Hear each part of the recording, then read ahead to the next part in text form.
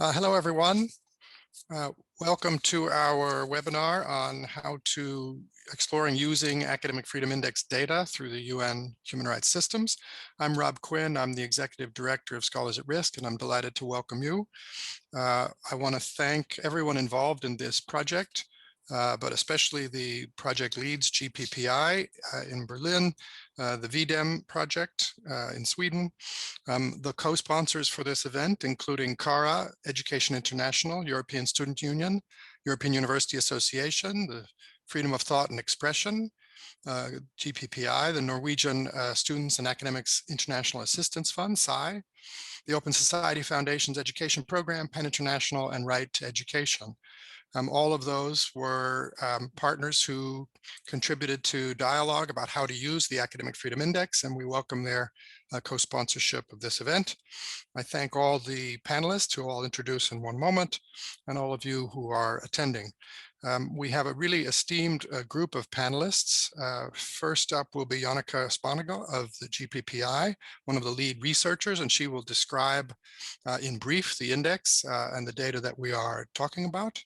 Then we will have Special Rapporteur for Freedom of Opinion Expression, Ms. Irene Khan.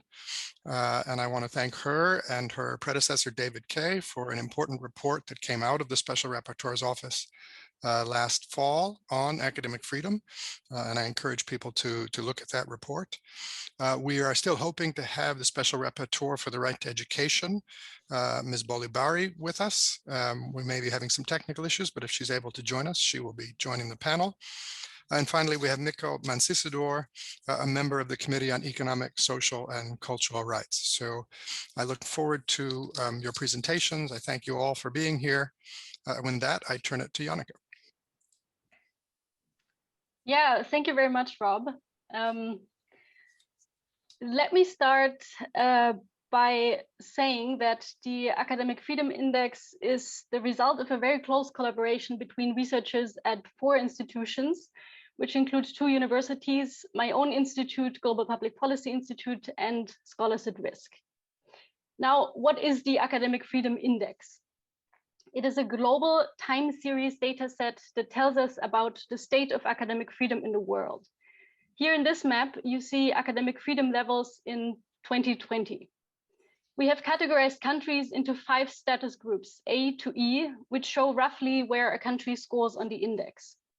From this data, we learn, for example, that 80% of the world population currently lives in countries that limit academic freedom. I said that it's a time series data set, which means that we can look at developments of academic freedom over time. And we not only have the aggregate index, but we can also look at the 5 indicators the index is composed of.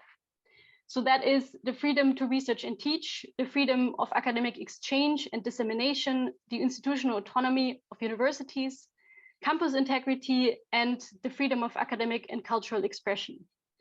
Campus integrity means the absence of surveillance and security infringements on campus, which also includes online platforms. In this graph here, we have the global average scores for all 5 indicators in each year. But more interesting, perhaps, is to look at individual countries. So here we have 4 examples. With Belarus and Sri Lanka, we have 2 countries where we see a recent decline in academic freedom levels. And with Tunisia and Kazakhstan, we have 2 examples here with a recent improvement. But I think the very important question is, how do we know how each country scores on these indicators? So the data relies on the methodology that our partner VDEM has developed and refined over many years. The VDEM Institute at the University of Gothenburg hosts a large social science data set, which is extensively used by researchers and also by actors like the World Bank. And the Academic Freedom Index and its indicators are part of this data set. VDEM's data is based on assessments by country experts. And not just one expert per country, but there were altogether almost 2,000 experts around the world who have so far contributed to our Academic Freedom Index. And on average, assessments by 10 independent experts form the basis for each data point of the index. These experts assess how a country scores on each indicator on a predefined scale. And it is important to note that the resulting country scores are not just a mean value between these different experts. Instead, VDIM uses a sophisticated statistical model to aggregate the individual scores into indicators and then the indicators into the index. I can say a bit more about the methodology later on if there's interest, but I don't want to use up too much time on this now. So let's focus on how this data can be used in the UN context.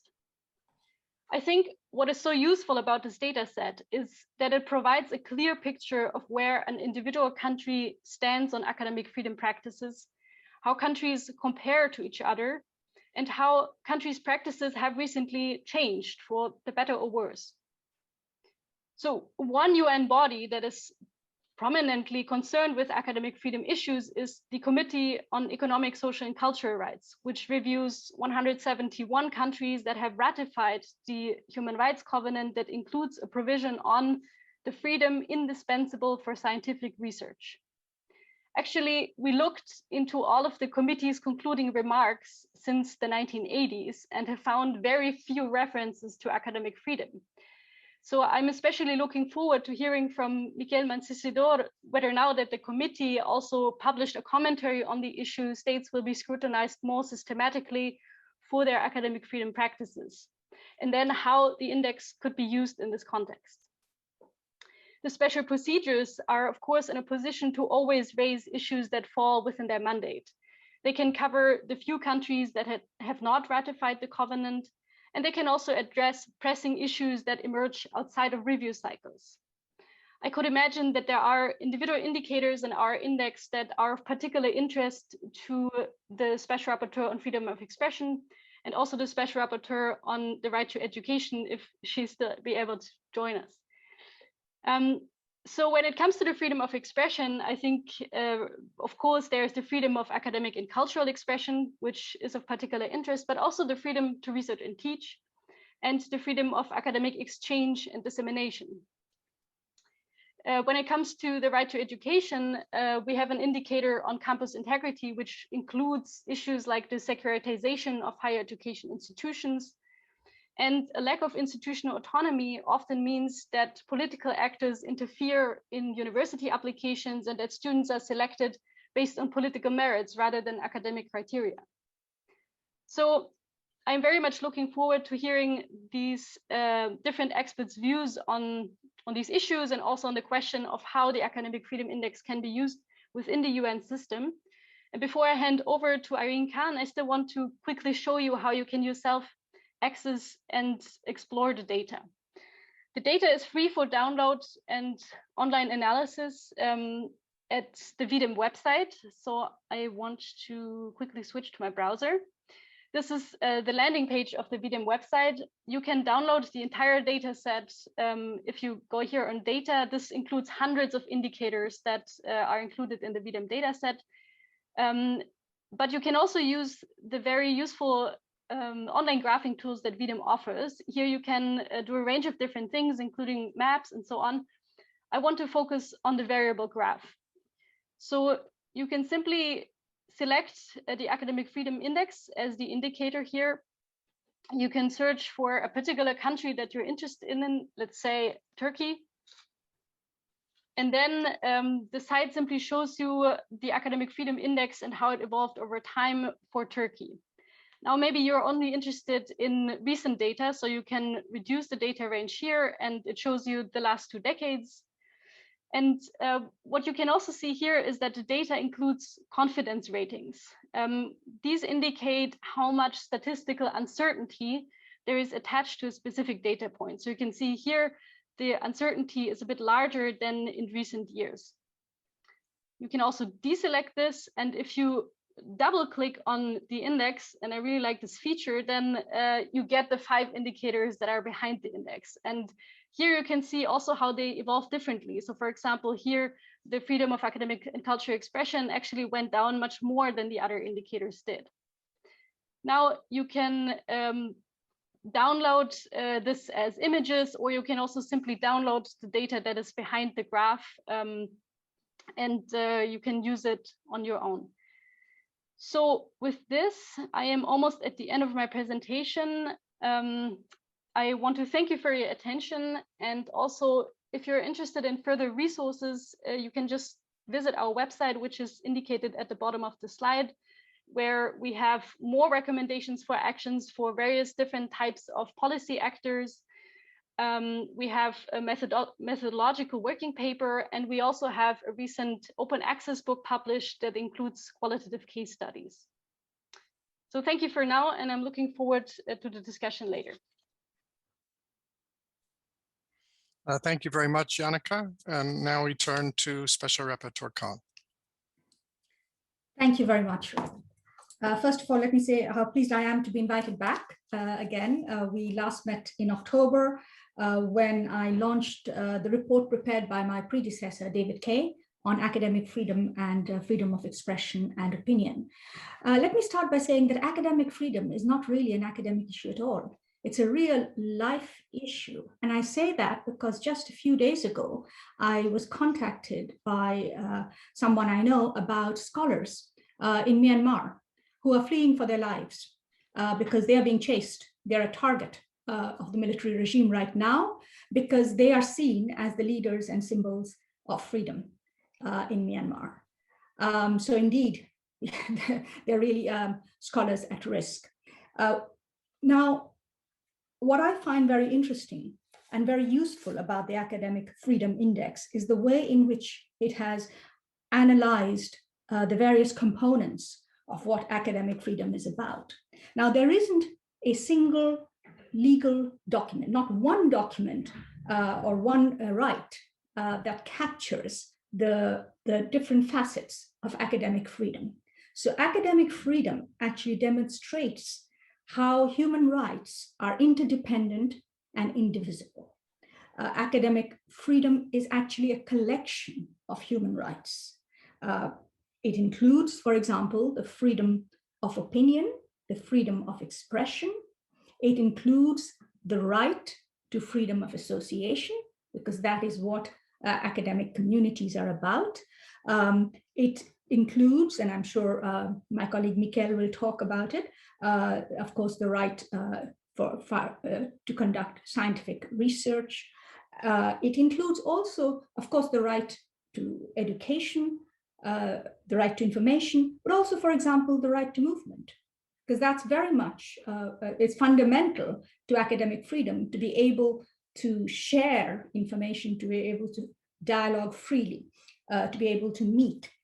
So there's a whole range of right, and it's an individual right, but I think what makes it interesting is that it is an institutional right as well.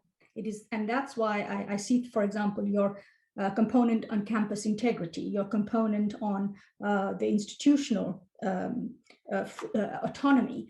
These are absolutely fundamental to academic freedom, but they are in many ways also fundamental to the other human rights that I just mentioned. For example, the freedom of association, freedom of assembly, freedom of access to information. Now, let me, and together, this individual and institutional right is actually a right of society, of democracy. It is, academic freedom is actually, I see it as a pillar of, an important pillar of democratic society and also of sustainable development. So it cuts across political, civil, economic, social, and cultural rights.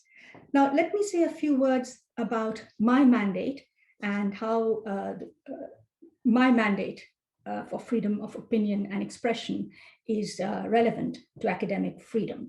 Now, freedom of opinion, the right to freedom of opinion is an absolute right. It cannot be restricted because it is about our human autonomy. It is about our ability to think. There is no restriction to be placed on it. And that means if we have freedom of thought, freedom of opinion, then we must also have the means to protect them. And it's important, I say that it's important in this day and age, in the digital age, because it means, for example, encryption, so that others cannot actually interfere or intervene in your thought and in your research work. The other part of my mandate is about freedom of expression. Now, freedom of expression is a very broad right.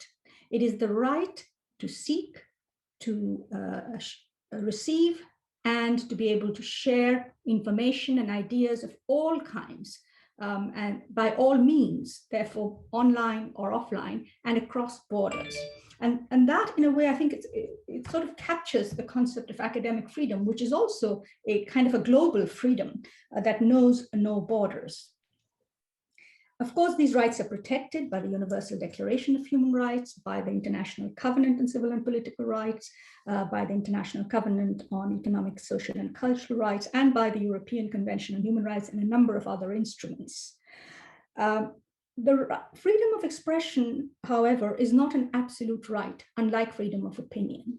The restrictions can be placed on it, but they have to be done by law. They have to be interpreted very narrowly, and they have to be done in order. The restrictions have to be directly linked to the protection of other people's right.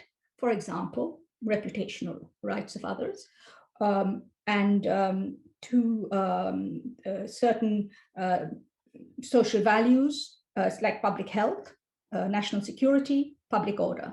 But these restrictions have to be construed very narrowly. Now, that's the law. Unfortunately, as we know in our world, the law and reality don't always match. And that is where the challenge actually faces academic freedom. That's the challenge that academic freedom faces in our world today, because power is threatened by ideas, by thinking, by knowledge. It has been historically so from the time of Socrates down to our time. But at the same time, there's also been this search for academic freedom. And historically, you may be interested to know that one of the earliest forms of academic freedom was actually the Islamic madrasas. Islamic madrasas or schools were set up to allow scholars to explore and think, and led, as you know, to many interesting achievements in the Arab world hundreds of years ago. What we found in the Academic Freedom Report were the forms in which academic freedom is actually suppressed. There is, of course, the most blatant, the most obvious form, which is retaliation against scholars, and sometimes to the extent of criminalization in certain countries.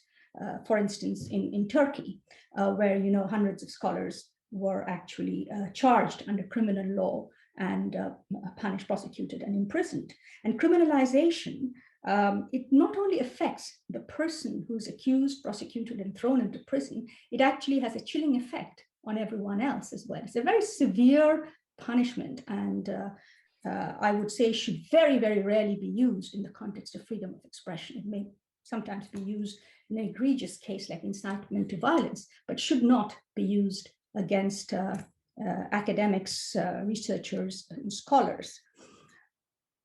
Then the other form of intervention that we found was interference in the autonomy of institutions. That can be through funding, that can be through the systems for appointment or dismissal of academics, or the academic leadership in universities. And of course, is a very subtle way in which in many countries, academic institutions are controlled. Then is, of course, restrictions on the campus itself. And there we see in many countries, actually, the restrictions placed because, as it happens, the campus community, the openness, the sharing of ideas often leads to thinking about change. And change can be threatening in many countries for rulers, for people in authority. And we see many, many instances, of course, of interference in campus life.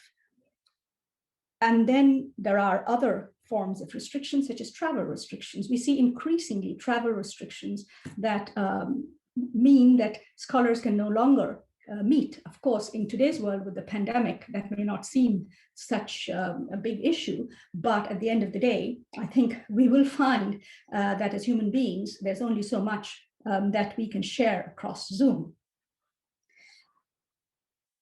So academic pursuits, academic communities, academics participating in communities, these are all part of a very vibrant democratic society.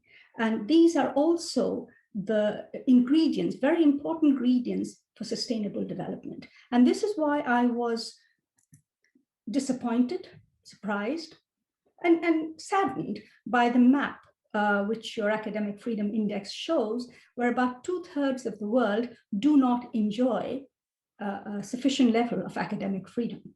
And those parts of the world that do not enjoy that freedom are also those parts of the world where sustainable development is still in process, if I may say so.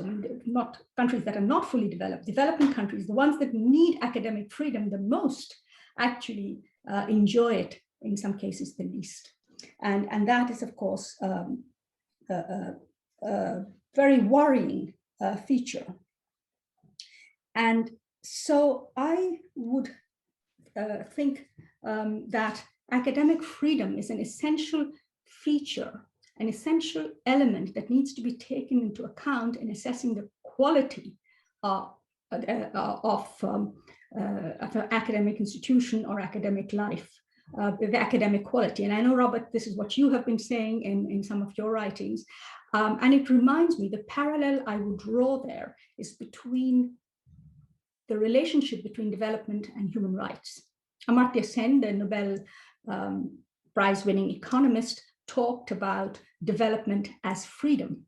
And he actually saw human rights and development as part of one integrated process, because he realized that development cannot be sustainable without human rights. In the same way, I don't think academic quality can be achieved, high academic quality can be achieved without academic freedom.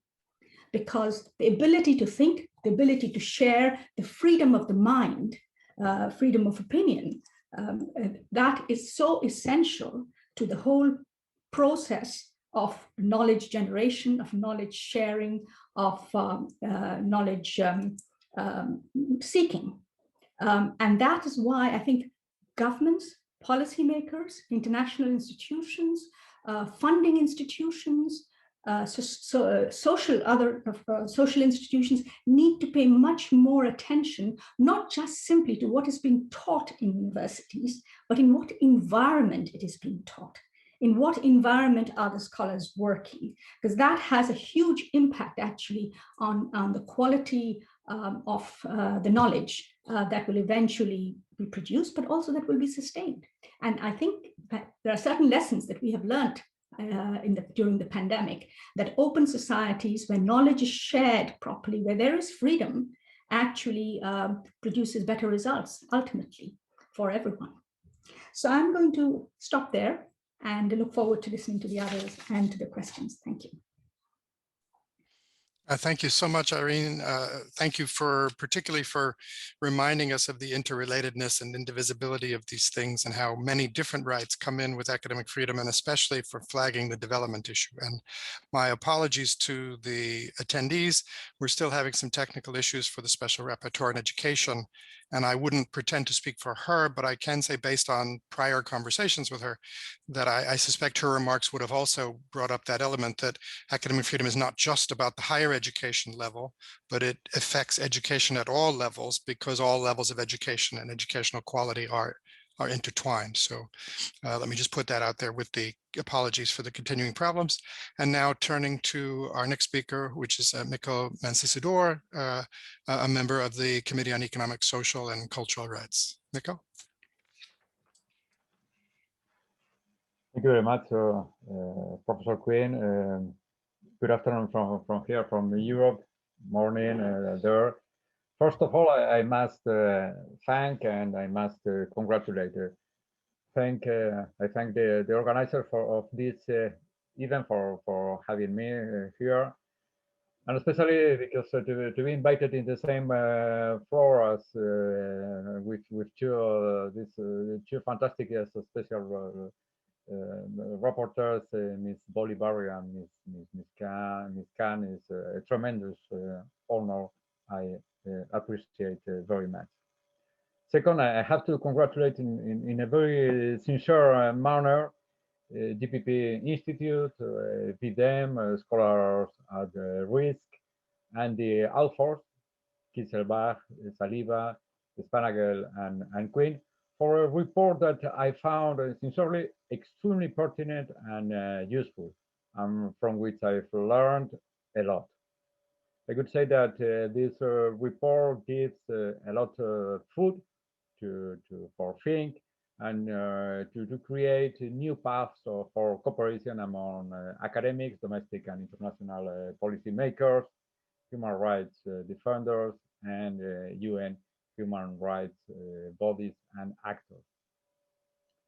In order to do the best with my time, with my minutes, I'll focus on the different ways of mutual and enriching possibilities of collaboration that after having read the report, I envision between the Academic Freedom Index and the UN treaty bodies. First, considering the indicator 7 on international legal commitment, indicator 7 of the index, I could be delighted to discuss with you perhaps in another more appropriate opportunity, whether in addition to the 4 steps identified, that means being party, enforced, signed, and ratified, we could think in further steps based on the fulfillment of the recommendation made by the committee in the, let's say, the last 10 years, for example.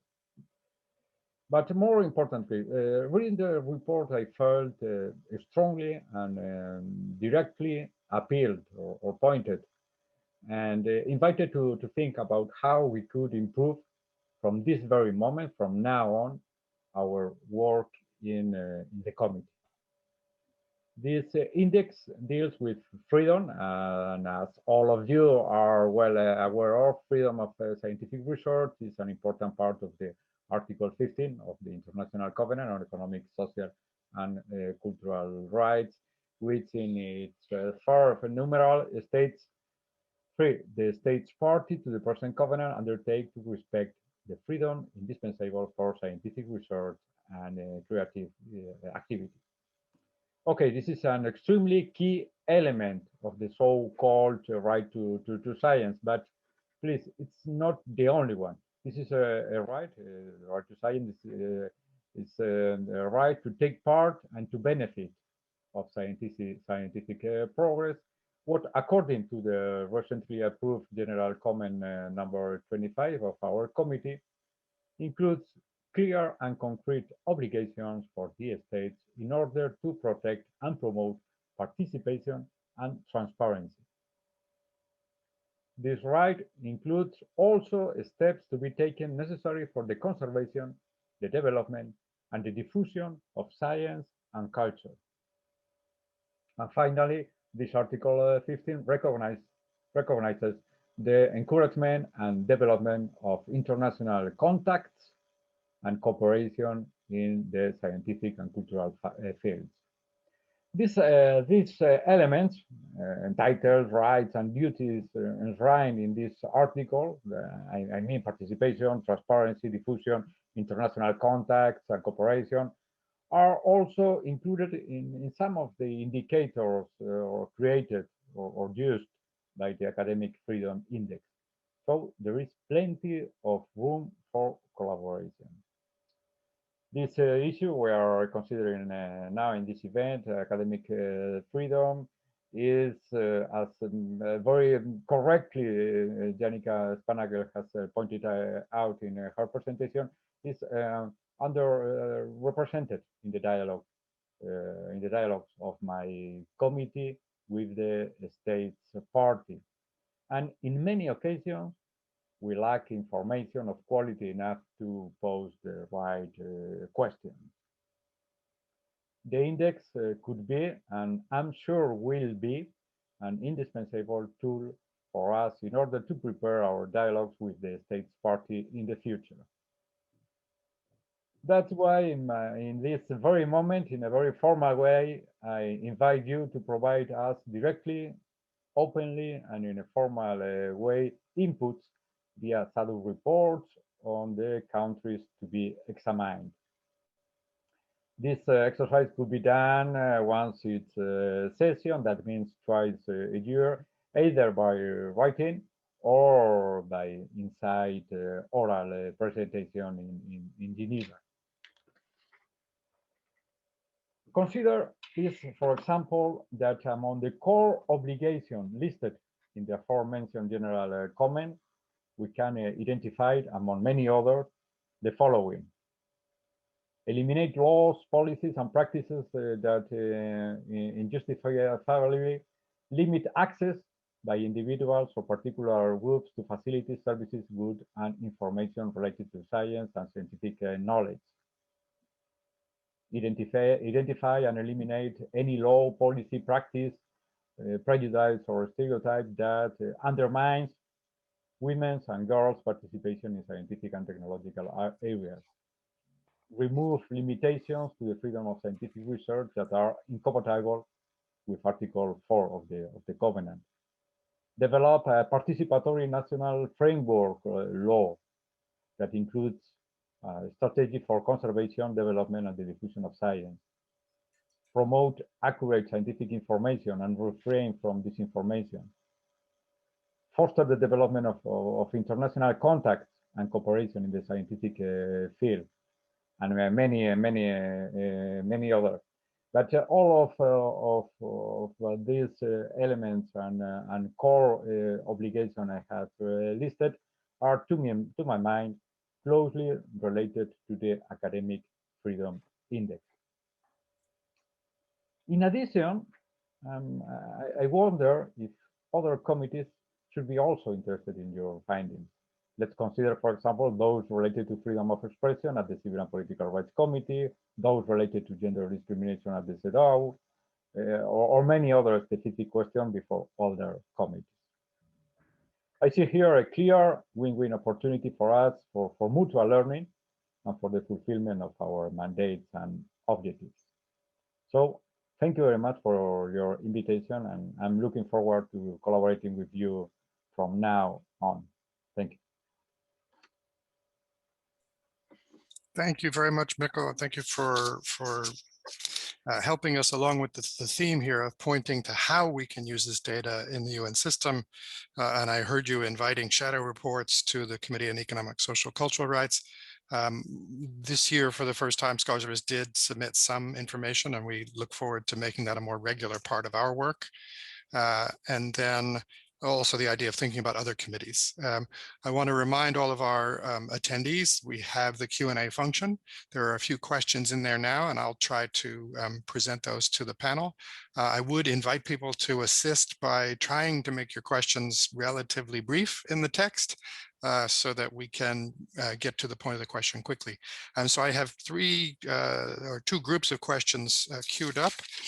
First, I think will be two brief ones, I hope, Janneke, on some technical questions about the index. And then for Irene and Mikko, I'll come to one with a question about cooperation through the international systems. So Janneke, I think, but anyone who wants to, there are a couple of questions about the quality of the data in the index, especially to older time periods, such as the pre-war time period, and how do we know if that's accounted for things that aren't as fresh in memory? And how do we correct things if there appear to be omissions there? And similarly, there was a look at the green countries on the map that Irene mentioned, and noting that there are some problems with academic freedom in the green countries too. And just because it's green doesn't mean everything's fine there. And a question about whether unions have been consulted in terms of producing academic freedom data. So that's sort of one on the quality issues. The other was, I think, a very specific question, which goes really to the great point of using the data. One of our participants indicates that they are looking at building a risk analysis tool for international cooperation among universities. Can the data be machine read? And I think I know the answer to that, but I will defer to you. So let's get those technical ones out of the way briefly if we can, Janneke. Yeah, so let me start with the last one. As I tried to show in the web browser, you can actually download the entire VDEM dataset as a time series dataset. That includes the index, it includes the 5 indicators, it also includes the confidence bounds for all of these values, and also you can find the original coder level assessment. So it's really an enormous data set, especially because you have all the other indicators from VDEM as well, which might also be of interest, by the way. So it's really, I recommend looking through the VDEM codebook to see what they have all in there. Now, on the question of quality, they touch upon very important points, I think. So on the historic data, let me first say that the experts who contribute to the index are selected based on their expertise. So that's not only the country that they assess, obviously, but also the expertise in academic freedom specifically, but also in terms of historic time periods. So you rightfully mentioned that, you know, what does this mean to go back to 1900 and assess academic freedom around the world? But not every expert who contributes data needs to code the entire time period. And in addition, coders can also indicate a low certainty for periods that they are not as familiar with. But historians, on the other hand, are well placed to assess countries on their academic freedom levels, even in earlier periods in time. That said, I think for the practical applications that we've been talking about, we're more interested in the recent trends in the data. And data on the 20th century, I think, is mostly interesting for political science research using time series analysis, which really rely on having data over a long period of time.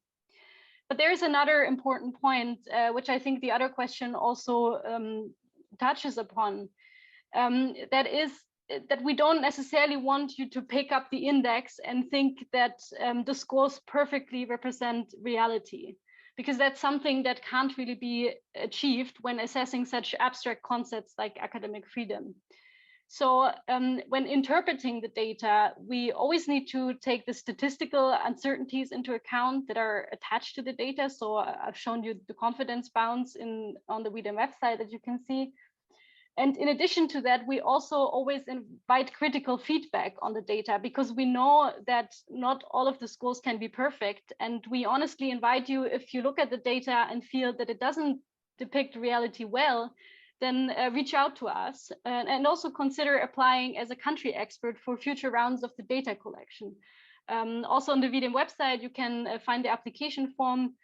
We really invite as many people as possible to contribute to the data and make it even better.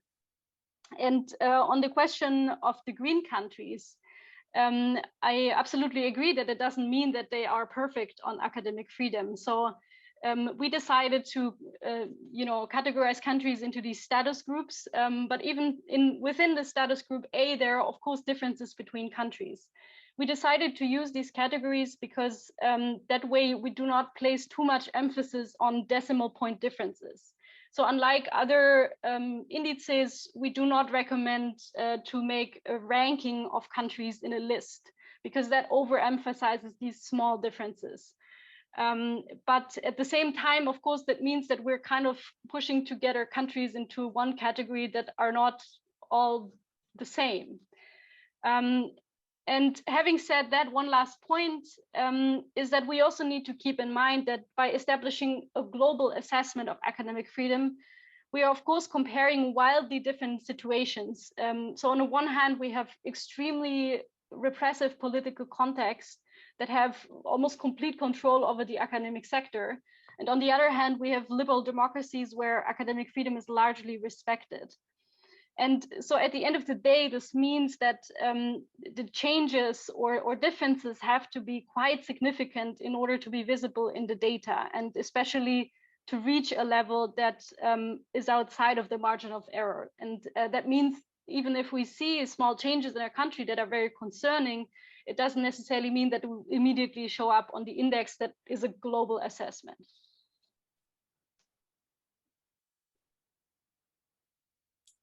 Thank you, Janneke, and I want to encourage anybody who's interested in the nuts and bolts of the data to go to the VDEM website, because it really is very transparent. That's one of the really remarkable parts of the VDEM project. Then if I could turn back to Irene and to Mikko, we have two questions that I'll combine. But they go to the possibility of cooperation within the interstate systems to do more to promote academic freedom. One questioner points out that the European higher education area and the Council of Europe have both recently issued statements calling for greater respect for academic freedom, in some cases for monitoring systems on academic freedom, and for making that a part of cross-state relations. Another questioner brings in, what about national human rights institutions? Is there any opportunity to work through those? And we have the very pointed question of, do we think there's any possibility of the UN as a partner in developing a covenant or some kind of formal instrument specifically on academic freedom? So I put that to the whole panel.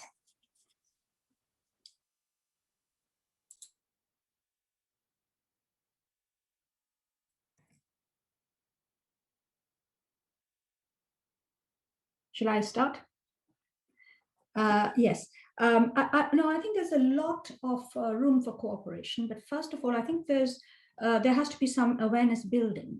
I don't think UN member states or even many of the UN agencies and systems, even within the UN human rights system, the various mechanisms and committees and bodies are aware of what academic freedom means. They're aware of what human rights are, yes, of course. But as we were just earlier talking, academic freedom is made up of a whole collection of human rights. It's not right as such written down in one document in one paragraph.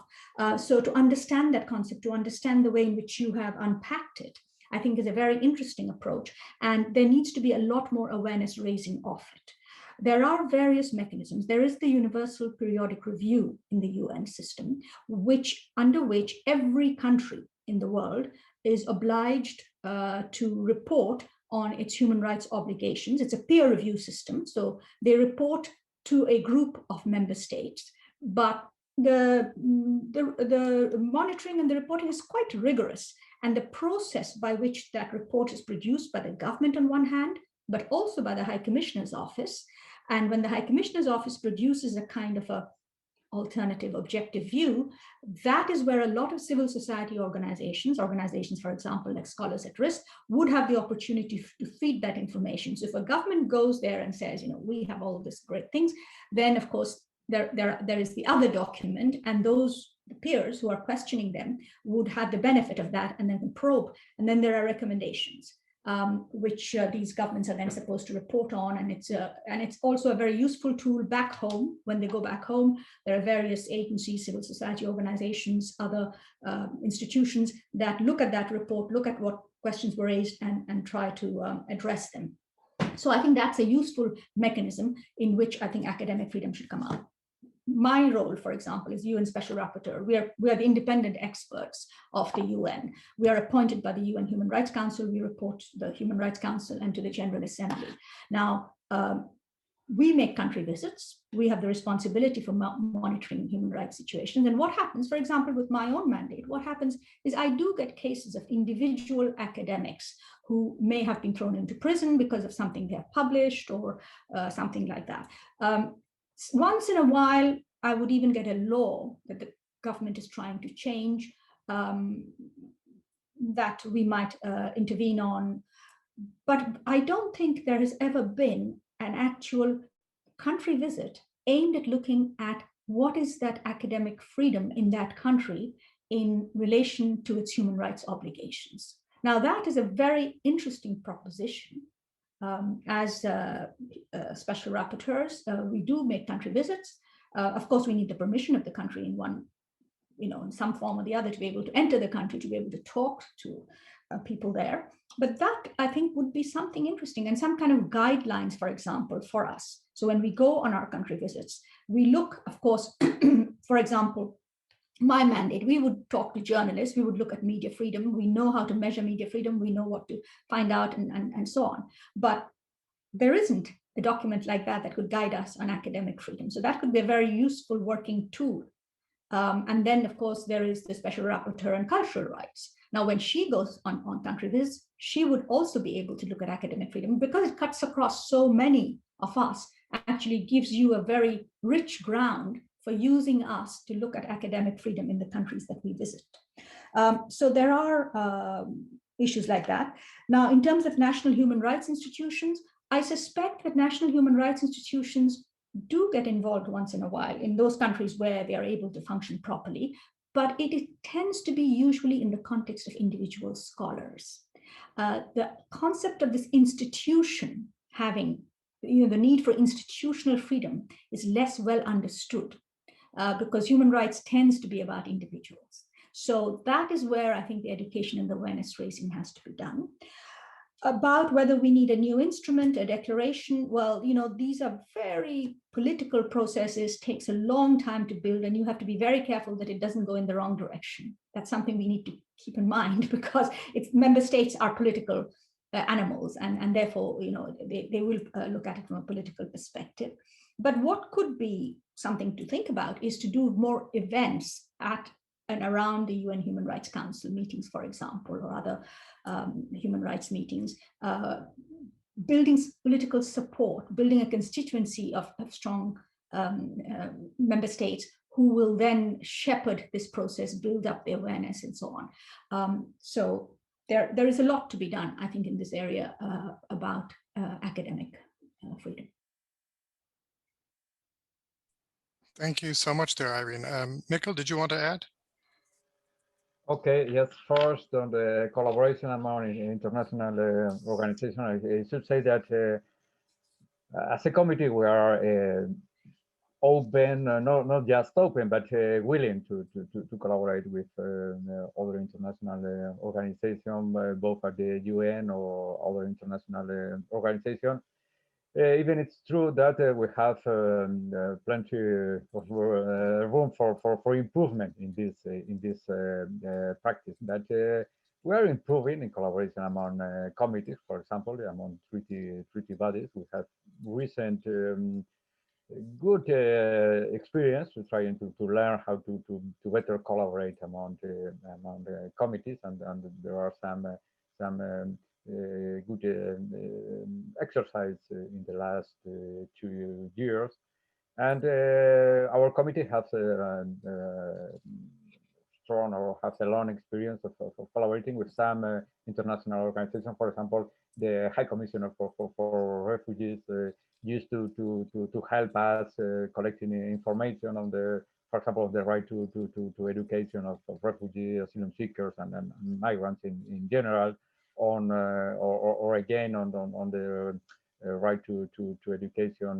UNESCO also helps us in recalling information. So there is room for improvement, but at the same time, there is an interesting experience of collaboration. Much perhaps what we do more often and even better is to collaborate with national human rights institutions that very often come to our committee, both online or inside meetings, trying to help us to identify the main problems or the main challenges of its country. This is the practice we used to do in quite a good mood. Another issue presented here is the idea on a eventual or possible or hypothetical convention on this topic on freedom, academic freedom. I'm not so sure I could be in favor of this idea. Perhaps I'm a bit reluctant or prudent about to add a new instrument of this particular topic. Why? Sometimes this kind of initiative could be counterproductive in the present political situation. I'm not sure we were going to get better standards and better rules that those we already have. So I think our main objective should be to take advantage or make the better use of the instrument we already have. Perhaps my view is a bit possibilistic, but this is what I think. Thank you. Thank you there, Mika. And if I could follow up with both you and with Irene on the point of the convention, that issue has been raised both in the European systems and beyond. And I will confess myself, my own opinion, I'm not speaking for Scholars at Risk's full membership. I also worry that the political challenge of getting a better statement at this moment would require enormous political capital and would be risky. And I feel like thanks to things like the Special Rapporteur's report that came out, thanks to last fall, the general comment, that we have good legal grounding already in right to education, in right to science, in freedom of expression. So my interest is in implementation. How do we give, as Irene mentioned, guidelines to the higher education community on what implementation of academic freedom looks like. So if there were a checklist and we were saying, what does a well-behaving state look like with regard to academic freedom? Or as Irene said, if there was a country visit and one was imagining trying to assess, is it well respected? What are the 10 things on the checklist? And I want to know, I guess if I could from you, if we don't think there's good chances for a full international covenant, a treaty, right? Is there a way to encourage state recognition or adoption of a set of guidelines that are not legally binding, but that attempt to build on the articulation that your committee has done or that the Human Rights Council has done? I completely agree with your view, and we have a list of guidelines already prepared and done and formally organized in our general comments, but also rules and guidelines that could be identified reading or studying or looking at the concluding observation with recommendation for each country. And I could be more in favor of focus our attention on in this way that trying to have a new binding instrument that I agree with you. I'm not so sure that will be able at the international community nowadays to have a better instrument that those we already have. Well, you know, there's if you're looking at guidelines, there's a whole range of them. And if you look more carefully, you will find that some of the ones that we use most often have actually no authorization even from the UN. There are many guidelines that over time that were created by a bunch of very respected scholars, perhaps legal jurists and others who came together somewhere, discussed the issues and produced a document that then begins to be used, and by being used widely gains a kind of authority of itself. And it doesn't go through any political organ of the UN. And that happens quite a lot. For example, right now, in the context of digital technology and human rights, the Santa Clara principles, which is about intermediary responsibility of the intermediaries, that is talked about everywhere. But if you really look at it, this was a group of NGOs and experts, legal experts that got together and produced it. And it's got a life of its own. So that way, actually, sometimes the best documents are produced in that way. And many of the conventions and treaties that we have today, if you track them back, they started with a document like that. And once that was used over a period of time, then governments get a bit more comfortable. The next stage is to have a declaration, a resolution of some sort, which is soft law. And then you start, and then if you feel if you need it, you start a harder process. So for example, with principles today, what we see, the UN Business and Human Rights Guidelines, or the principles on internally displaced people, that's the way they have started. So one shouldn't think right away about the convention. You might not even need a convention. But if you can get a group of people to endorse, come around some ideas, some thoughts of what is academic freedom, what are the relevant human rights, and the human rights, I agree with both of you absolutely, that the human rights principles are there. One doesn't need to rewrite them.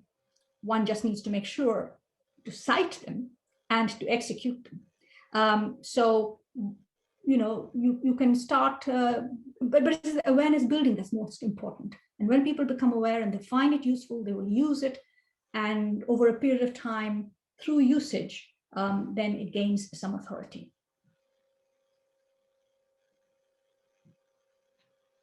Thank you for that, Irene. And I think that has to be, we're just about out of time, and that's the perfect point to end on. We start with awareness building. Of course, I want to thank all the attendees, all our co-sponsors, and all of the panelists, because this session was an exercise in awareness building. If it is your first introduction to the Academic Freedom Index, I encourage you to go to the GPPI website, to the VDEM website. My apologies to those who had questions about more about the data and the process. Let me just say, in sort of a lightning round, several of the questions were about non-state pressures, in particular corporate or commercial pressures and business models. Those theoretically are taken into account by the experts, but if you don't feel adequately, you can apply to be an expert if you are an expert, and can help to rank the data going forward. Also, there was a question about some other principles that I didn't mention. I mentioned the UN ones, but yes, there are UNESCO principles on academic freedom. We sent around the link to the Special Rapporteur's report on academic freedom. And in there, there's a really good summary of the current statements and standards supporting academic freedom. So I would encourage people there. And our goal for this session, aside from raising awareness, was to get ideas for how to implement this data, particularly in the UN system. And I've heard several really good ones using the UPR system, supporting the special mechanisms, the different special rapporteurs and country experts. Particularly, I love the idea of some guidelines that could help during country visits. Building constituencies at the Human Rights Council, at Unesco, and engaging with the national human rights institutions. So thank you for all who submitted those suggestions. Thank you to all of our panelists. We really appreciate everyone taking this hour to join with us. If you would like to be a part of this continuing conversation, please be in touch. You can sign up for Scholars Risk newsletter, where updates on our side of this work would be. You can reach out to GPPI or other partners. And we look forward to continuing this conversation, because I think the index is really just a tool, and it's really exciting to have this new tool. And now we look forward to putting it to good use, to promoting academic freedom and quality and all of the related elements. So I thank you all very, very much. Okay. Thank you. Bye-bye. Bye. Bye.